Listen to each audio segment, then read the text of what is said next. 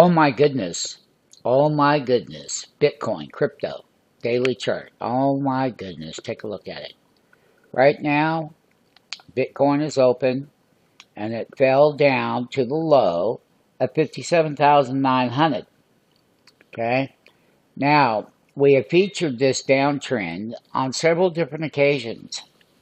If you are a crypto trader, or you don't even have money to trade crypto, we'll get you $1 million buying power to trade crypto. And then you can be trained by me how to trade that money. Sign up for it. We'll get you rolling. Okay? Now, there is more downside in crypto coming. And let me explain something to you. I called this to a T when it broke down below that trend line, and I'm saying that you're coming right back down.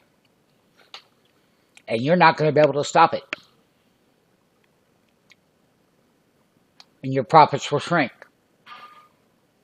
So let's keep that in mind. And how do we do that? We work together. And we do it here together. That's what we do in the live trading room.